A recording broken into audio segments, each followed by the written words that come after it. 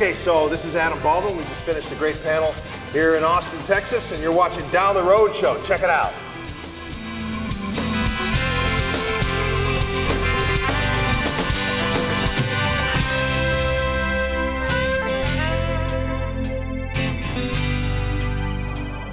That was pretty good. Let's, what would be the response if, Mr. Baldwin said, he just found out beyond the shadow of a doubt that they're doing another Serenity movie.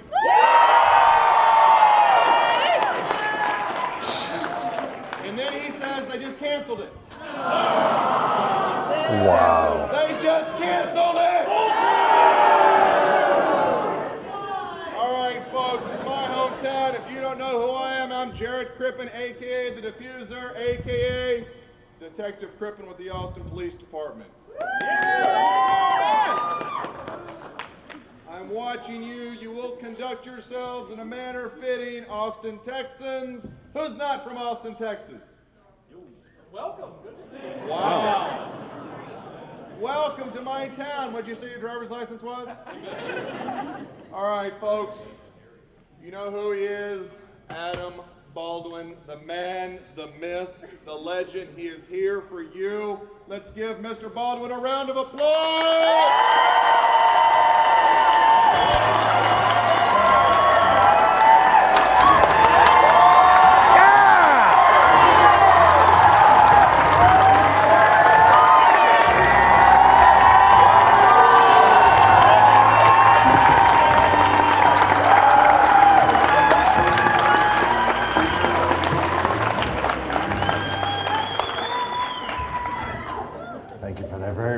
Welcome, my gosh. Texas has the best smells. I come into the Austin airport this morning and it's just barbecue. I've been hungry ever since, man. They had a great steak. You go into LAX, all you smells, maybe it's a little like California cuisine, Wolfgang Puck, which is nice. It's kind of like Caesar salad-y. This has barbecue. Salt Lick Barbecue. Yes, that's what it was, Salt Lick. Yeah. I'm gonna have some of that tonight. Yummers. Thanks. Okay, that was great. Thanks for the cheers. Raising the hopes of the Serenity. It might have been pushing the line there a bit. We'll be great. We can dream. We can fantasize. I do. I do. I really do. Damn those sequel deals. Oh, so close. So, honey, how did the box? Oh, I'm not gonna get the sequel deal. Oh well. Okay, that's fine. Can figure out another way to put the kid through college. Well, we did because we got Chuck.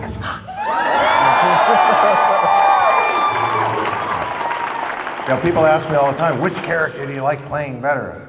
Well, it's exactly the same character, that's right. It's just one talks like this and the other one talks like this. Right? Yeah, just not acting. So we were upstairs and I asked Adam, I was like, was it kind of, Jamie can be kind of a jerk, right? I said, was it hard? Was it hard playing a guy? Because you're such a nice guy. Was it hard playing a jerk? And what was your response? I'm not a nice guy. No, much more preferable to play villains. You can chew the furniture and you don't have to worry about being that young, handsome guy who's the hero that all the ladies like. Nah, you get to chew furniture and shoot people. Chew tobacco and smoke cigars and not shave. Well, thanks, Mom. Genetic. What a douche. Is he really? Sorry, kids. So you can talk for the 45 minutes because I know they want to hear everything you have to say, or... Ask me questions. You can ask questions. You start with the questions. Please. Ask me your favorite question. If you're brave, there's a microphone right there and darn near the center of this room, which has a great echo. And you got to get up there and have the courage to ask some questions. And Either Mr. Baldwin will answer it or I'll make some shit up. You know what I love about the new operating system is you can just do the double tap and you get the camera. Now, Adam, I have a question. Sir. Well, it's already clear that there won't be a Serenity 2, but when are we going to see the Bodyguard 2? Yeah, My Bodyguard. Gene Simmons had the rights to it for a little while, but he's kind of busy doing his thing right now, so it didn't come to fruition. But I'd love to be a part of that. Like Linderman, frickin' 30 years later. Oh man. You're on, yeah. Oh, thank you. If you could be any fictional character, which one would you want to play? In all of history? Fictional. In all of history? Wow. That's a tough one.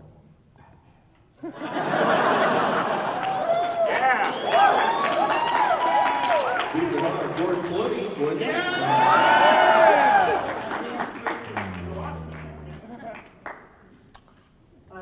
Hadn't really thought about it. I'll get back to you. First of all, I love Firefly and all the work you've done since then. I especially love whenever you put Serenity Firefly references in your other work.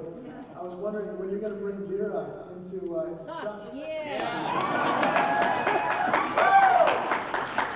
Well, we still have two episodes left to shoot, so we'll see what we can come up with. I tried to name the Gatling gun that we did in season premiere last year, Daisy, sort of as an homage, but it didn't make it into the final cut. So. And any chance Greta's going to come back? Greta? Something's loud. Oh, well, we've had several Gretas, and she was one of them. No, she won't be back. Not in the last couple episodes. No, but we love Summer. Thanks. Good afternoon.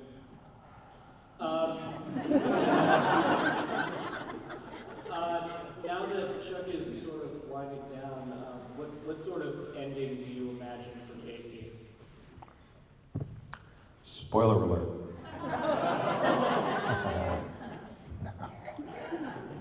I'm sure that there will be some tying up of loose ends with his daughter and with his love interest, his new love interest, Carrie Ann Moss, who's a lovely Carrie Ann Moss, who's wonderful. It's been great to work with her because she's so grounded. A lot of there are people who work in the business that are less grounded, and boy, how can I finesse this one?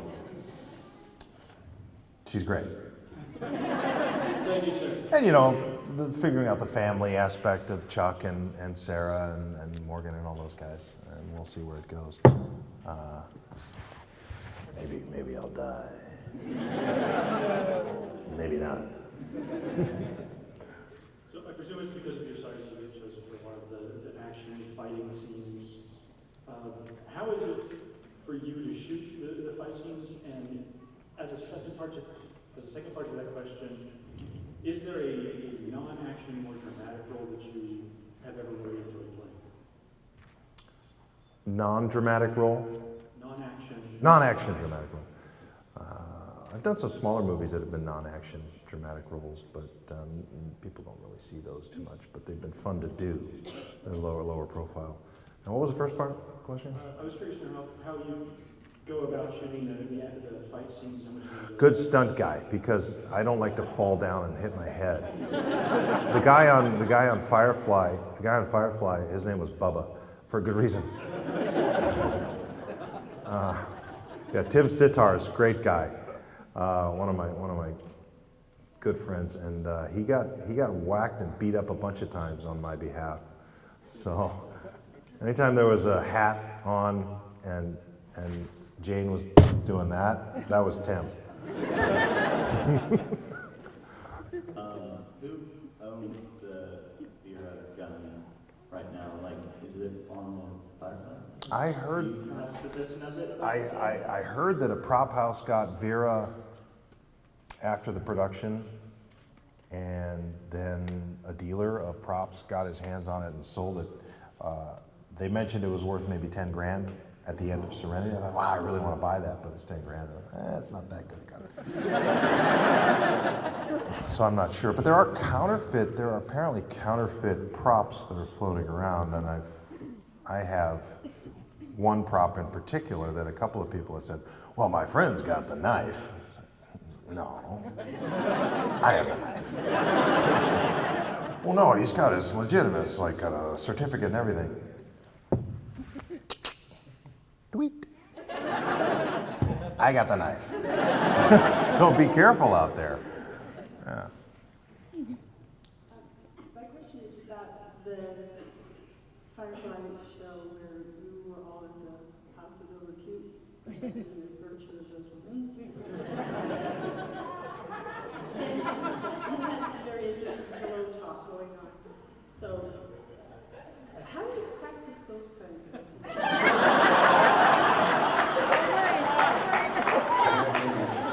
PG 13, PG 13.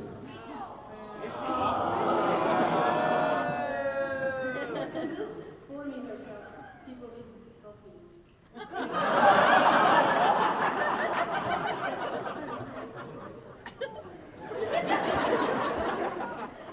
When you're doing a scene like that, what you need to do is find the comedy.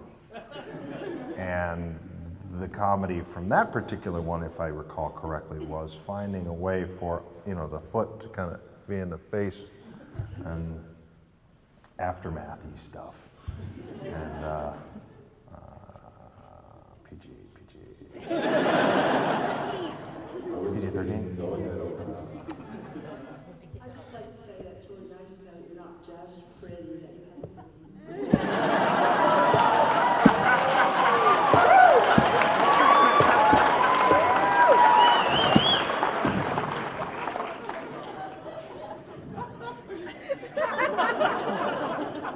Come here, cougar.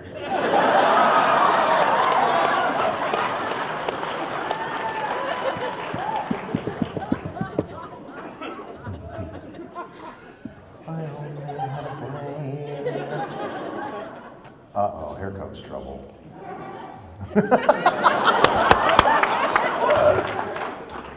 What do you want to know? If there was a feature with Verbansky and Casey. If there was a what with Burbanski and Casey? If there's a feature with Verbansky Wow. and Casey. And by feature, you mean feature movie? Oh, future! Future. Back to that brain thing. Yeah. The way it seems to be going, no spoilers. I think so. But we can't be sure yet.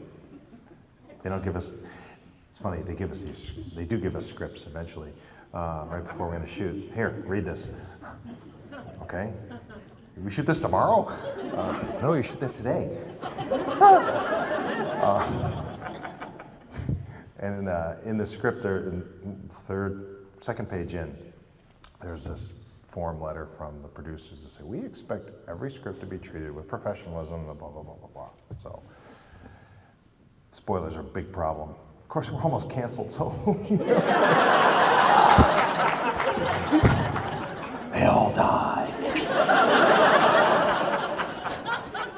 No, but that's a good question. That was a good question. So yes. Just one more question. A follow-up. I don't know if it's a question for kind of. Who do you think will die a hero in Chuck? Who will die a hero? Well, if anyone's going to be dying a hero, it's going to be this guy. Right?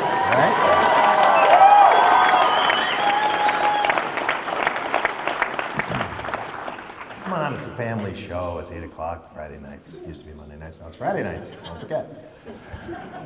least we don't have Dancing with the Stars to contend with. That was tough. But, but seriously, me. But not. Hi,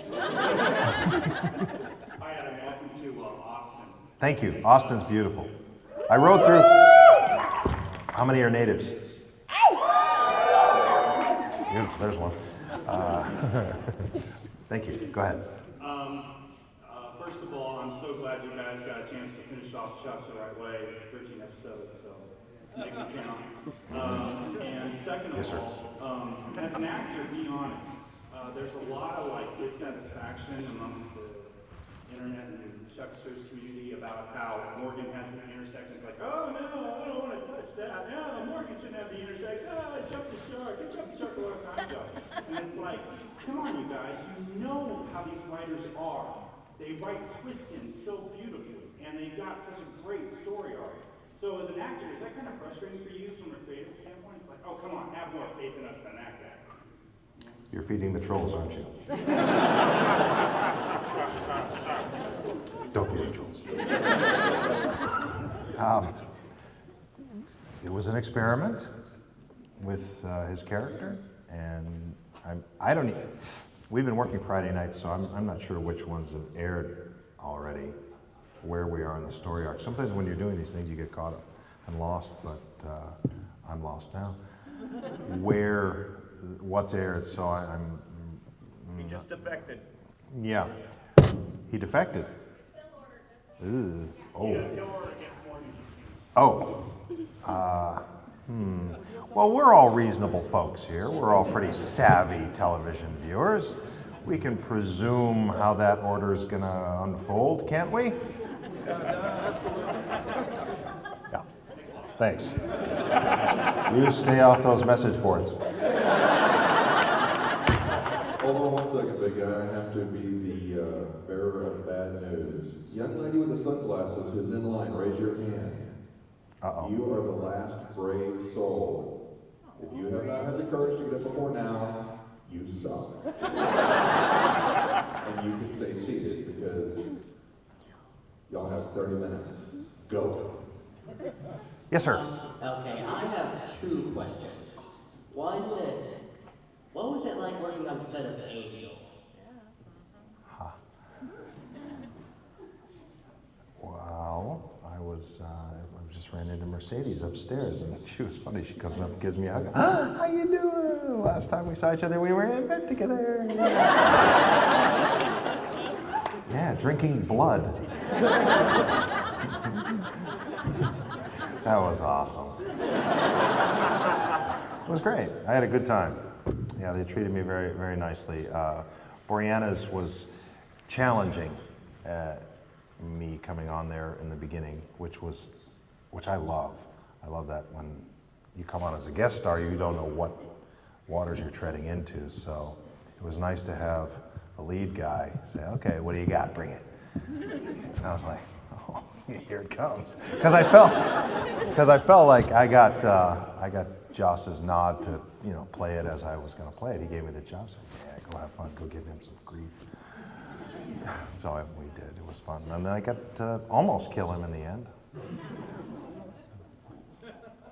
And what was your most weirdest fan moment? Like, what's the weirdest thing a fan asked you to do? Marry them. Other than that.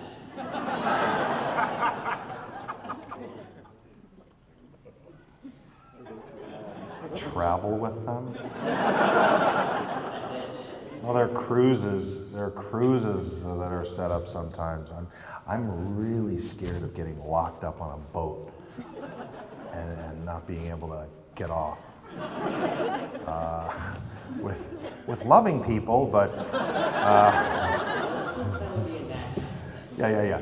See, this is great here because there's a door and a car. But on a boat, man, what do? You lock yourself in your cabin. Dude, you're in your bunk.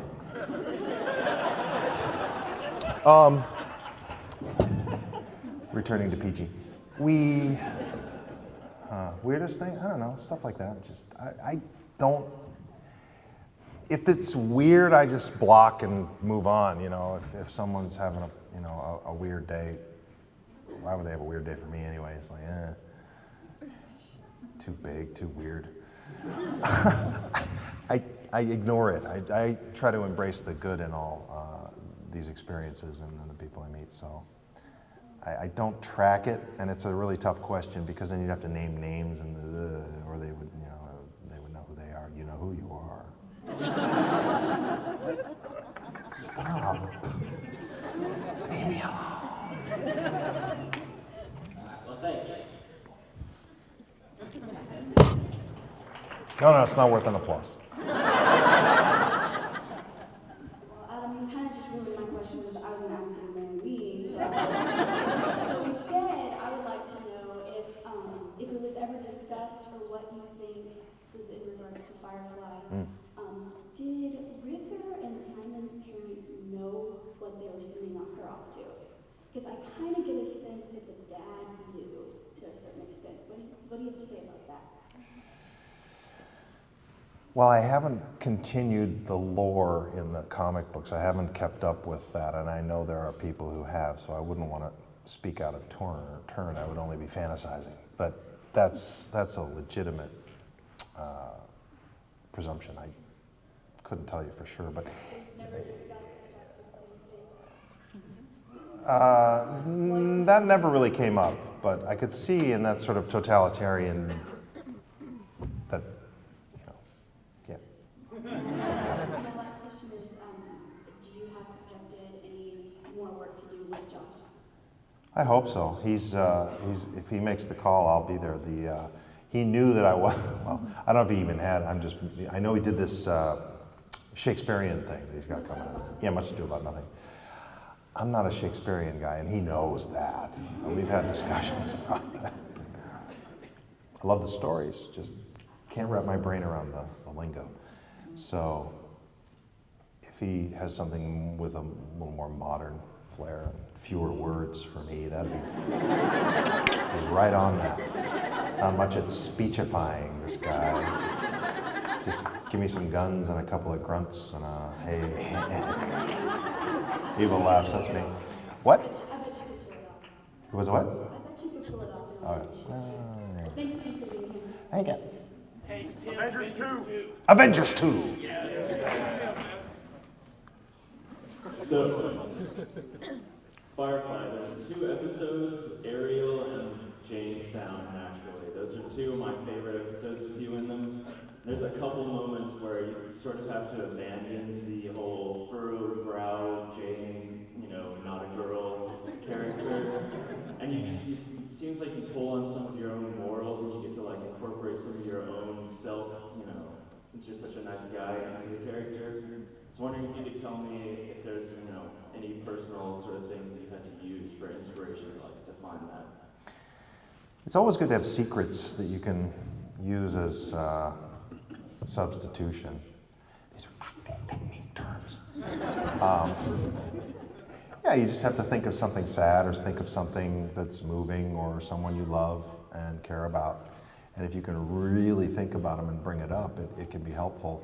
The trick is in television production, pressure cooker, that you have to be able to block out all the distracting elements of people yelling and getting the equipment ready. You just have to find a place. That's why iPods are such a great thing for actors, because they put the headphones in and they block everything out until they say, okay, we're ready, and okay, good.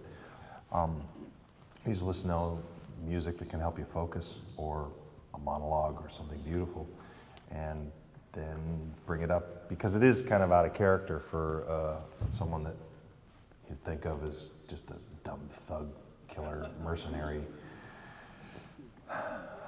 What do they call them? Yeah, and then to bring that up. No, I'm not singing. No. Security. Security? What?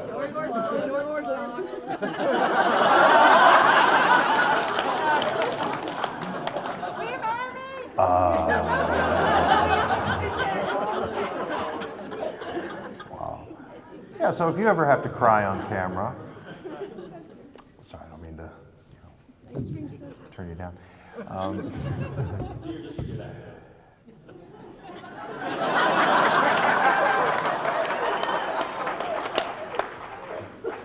There's a guy named called Mr. KABC, on KABC radio in Los Angeles, and I can't remember his name, but he always had a pat line that he would give whenever people would call him. Hi, Mr. KABC, how you doing tonight? He'd say, better than most, not as good as some.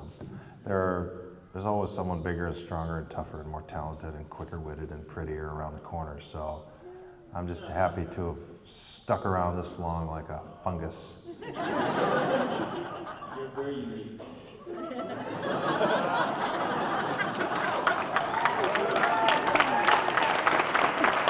Yeah. Like that toenail fungus. That's always nice.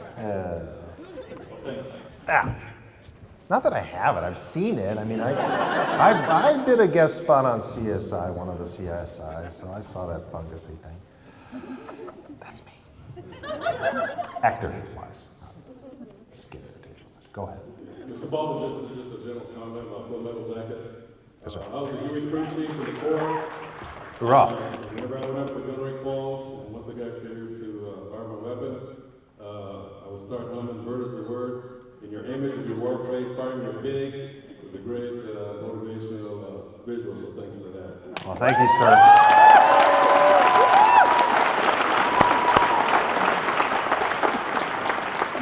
And for those of you out there that missed it, Thursday was the 236th birthday of the United States Marine Corps, so Semper Fi, happy birthday.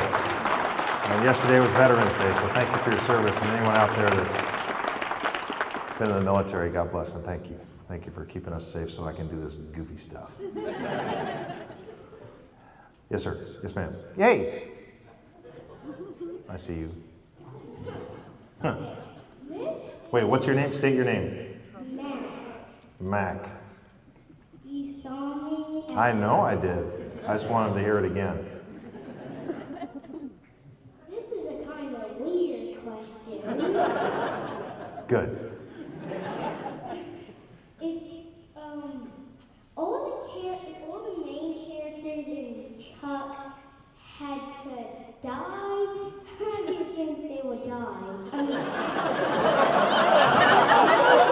they should die.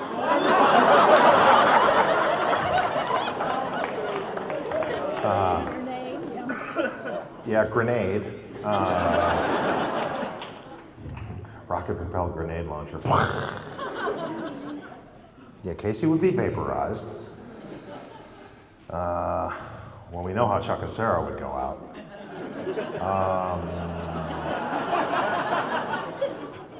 What? Playing video games. I think,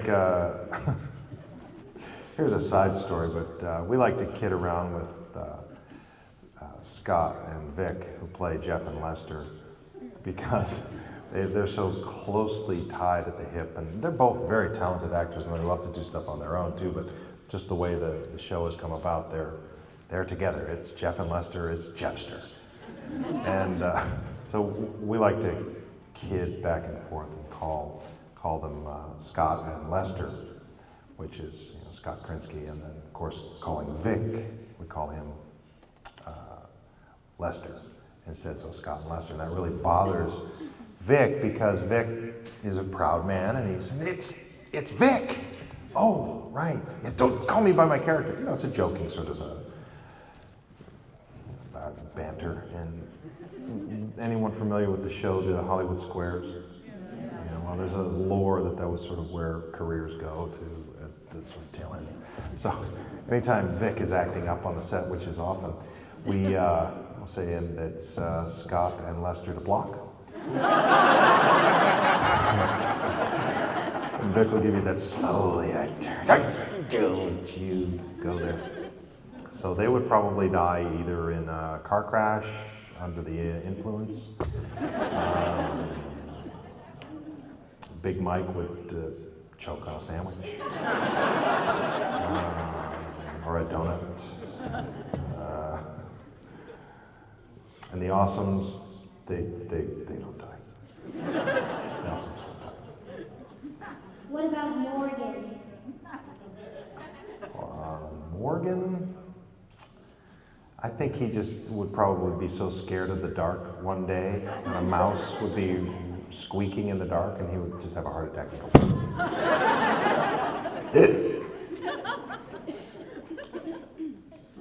Uh-oh. Yes. This is Mac's brother, Ryan. Nice. What was your favorite part of being Casey in Chuck?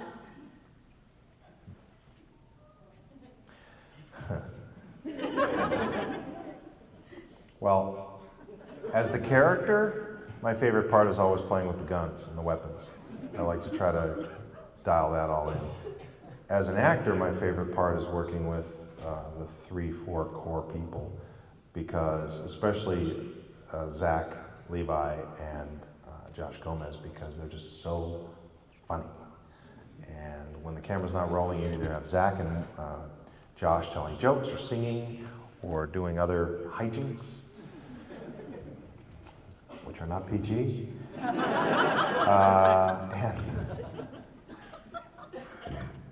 it's just been a wonderful trip to have been part of a cast that cared about a show and loved each other so much that it was 5 years of the same feeling that we had on Firefly for only half a season. So I'm blessed to have had that experience twice.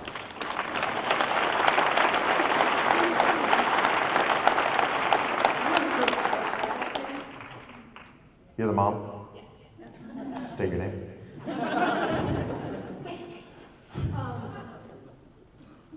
How do you think James would feel to a lot of the fan fiction that has been Murdock getting together?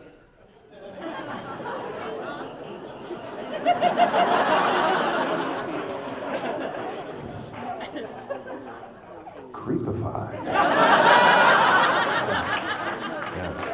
Yeah, that's a pretty creepy one. Summer's like my little sister. She's just so cool. When she came on the show, I was 40 and she was 21. So I could never wrap my brain around that one.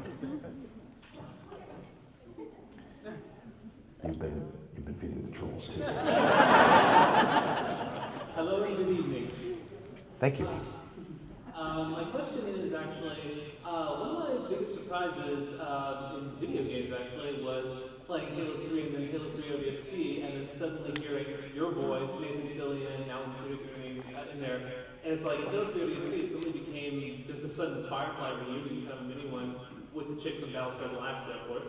And my question was, how did Trisha? How did that happen? Did Nathan Fillion call you? Did you call him? Or were you suddenly just surprised that, oh wow, we're all like doing voice acting together? It was the producer's idea to get us together and put our voices in there as sort of a surprise and an homage. I forget what year it was exactly, but they loved the movie Serenity, they loved Joss, and they loved Firefly, so they wanted to give us an opportunity to work again. And video games they're different animals. You do a little bit of story and a lot of just cues. There's those grenades. Get over here. Hand me this. Hand me that. So they're just a different animal than say doing like a cartoon voiceover where you get to do the whole story and you're reading with other characters. You're really alone in a booth reading cues, and you have the producer in the booth saying, "This is what the player is seeing, even though you can't see it." So it's fun work. It pays well. Voiceover work is great because you don't have to shave. You can go in your pajamas, and it doesn't matter what you look like. I should look into that. Yeah. Alright, my second question, real quick. You need to learn modulation. Real quick, is... And accents, too. If you, do you still have the hat? And if you do you wear it in your regular life at all? No, she has the hat. Wait, no. He had the hat. I have a replica hat. The original hat. There were two original hats knitted. One was. They were both knitted by someone who worked in the office. A lovely lady who could knit. She built two, and we used one, and I kept one and put it up for charity auction on eBay, and it got like $5,000 for it for charity. So it's out there if somebody got it. And what was the other question? Do they keep other stuff? Well, no, it's really just do you wear it in your regular life at all if you have it. But The replica I have sits on a replica head of the statue.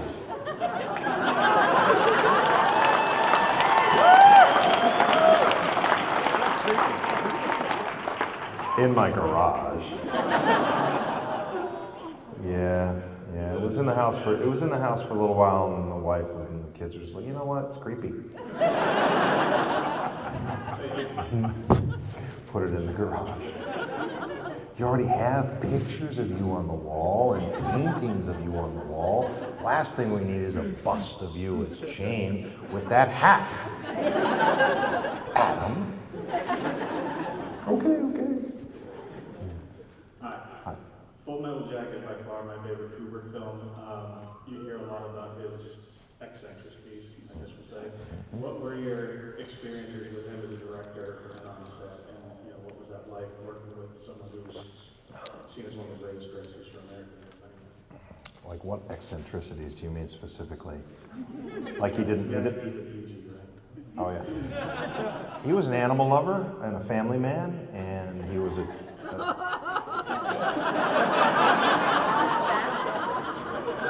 What did I miss?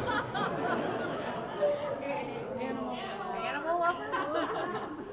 Kubrick was an animal lover. PG version of what?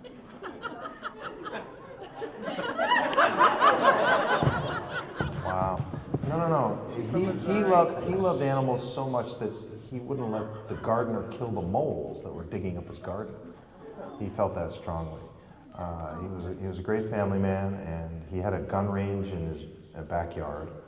And he brought us over there a couple of times and let us fire off some weapons. Was he a Texan? Live fire. What? Was he a Texan? No, he was born and raised in Bronx, New York. And he was a chess, I guess he probably achieved the level of expert. He wasn't a master. Maybe he had gotten up to master level, but he kicked my ass pretty much every time. The only time I ever beat him, he said, you just won because I have no respect for your game and I blundered. He's right, but I still beat him once. Last game we ever played. But he was a tyrant behind the lens when the light was going. Every other moment he was this jovial, funny guy.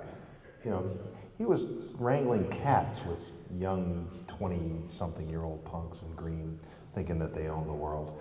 And he had to wrangle them with an hour after the sun cleared the cloud deck in London. So you had that hour of golden light, 40 minutes sometimes. And he had to get everybody ready to shoot it. And if you weren't ready, he was down on you. He was pissed. So he would let you know it. Rightfully so. It was. One regret I have is I didn't appreciate it at the time. I'm too young to have appreciated it at the time. So whenever I work with young kids, I say, just appreciate this for what this is now. I try to tell people on Firefly that, and they did. And not that they wouldn't have without me, but I wanted to reinforce that, and I did that on Chuck as well. So he taught me that.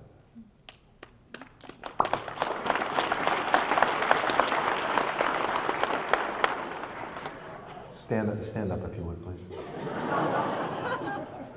Oh, you are standing. I'm sorry. I actually have 2 questions. I can see you. What's your question? My first question is, if you could take anybody's part in a movie, who would it be and which movie? Anybody's part in any movie ever? Wow. Well, yeah, I mean, Indiana Jones would be one. You could play that one. But, Rick in Casablanca. a movie you haven't seen yet, but I guess, you know, Harrison Ford roles are just so great and iconic and huge. Star Wars and Indiana Jones. You know, to aspire to that is why not shoot for the top, right? And my second question is, how much would you charge to be my bodyguard?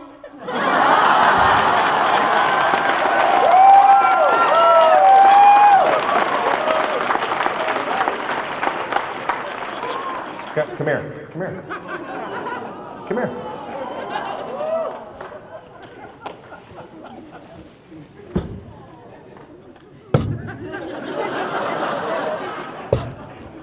Does this one work too? Yeah, good.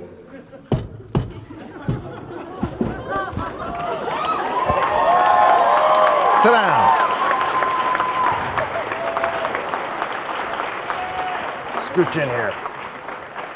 Actually, here's what we'll do. You just hold that.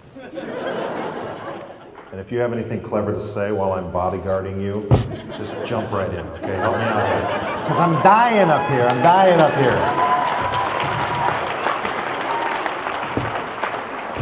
It's always easier to have more on the panel than just be alone. What's your name, kid? Maverick.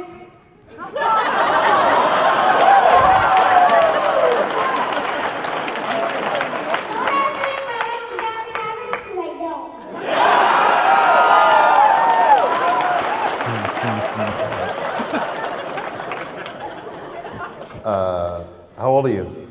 11. You're 11 years old and you don't like the Dallas Mavericks. Yeah? Why not? What team do you like? The Cowboys. Roger that. And the Spurs. And the Spurs? I'm a more of a Chicago Bears fan because I'm from Chicago. What do you think of the Bears? The Bears. Not much, huh? We got great defense. Whatever. Yeah, you know what they say, never share the lens or the stage with children and animals. Now you know why. But I'm brave. Doesn't bother me at all, Maverick. Have you ever seen the TV show Maverick? Are you familiar with the movie Maverick?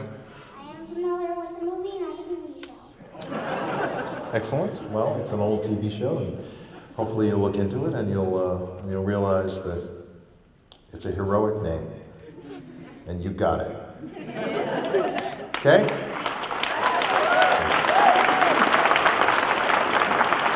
We're doing out of time. Oh, good. We have time for maybe 2 more questions. Yes, sir. I was wondering what it was like to work in Mass Effect 2 as Scout Reader, and if we're going to see more of this character in Mass Effect 3. Not at liberty. Yes, good to the first, not at liberty on the second.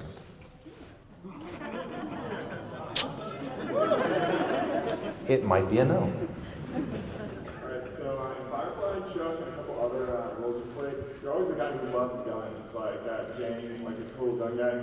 Are you that way in real life? Well, we're in Texas, right? Oh, but it's Austin, so it's kind of... need to temper that a bit. Just kidding, come on. Yeah, it does have good barbecue. Seat of power. Well, I grew up with, my father was in the military, and and I went to camp where they had riflery and archery and canoeing and all sorts of outdoorsy stuff, but we became familiarized and comfortable with weapons early on in our life. And they're tools, and they're there for a purpose, and the good guys should have them if the bad guys can have them, is my opinion. So.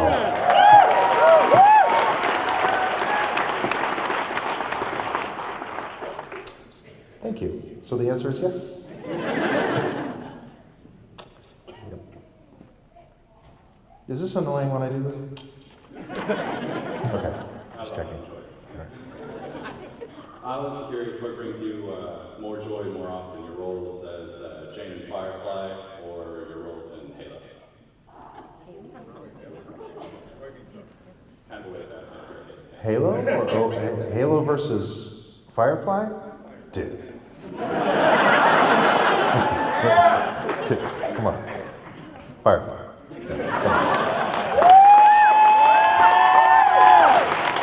That's the same voice anyway, isn't it? Yeah, Adam, could you just do that, like Jane Cobb voice? You know that voice? Can you make that voice? No, but I can make this one. Hey, what's your name? Maverick. Oh, Maverick, I'm Jane. Nice to meet you. What's your favorite food? You know what I like? Barbecue. Especially Texas barbecue. Last question. Last question. So this is a question that was actually asked of you this summer on a couple of occasions, and you sort of dodged the answer. So you're here, not in association with any production whatsoever. Who would win in a fight, Jane or Casey? Wow.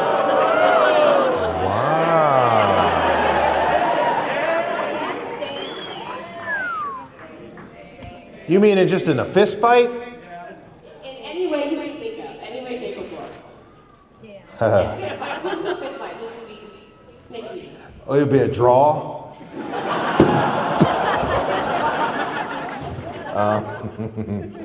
But I think, yeah, Casey probably has his hands on some superior weaponry, and he's a better shot. And he's richer than Jane was. A lot. Who do you think would win, Jane or Casey? Do you know? Do you care? No. Yeah. Go Mavericks.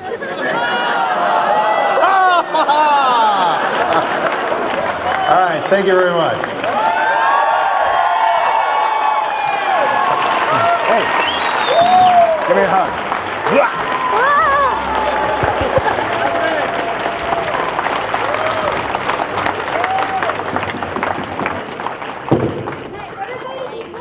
Thank you.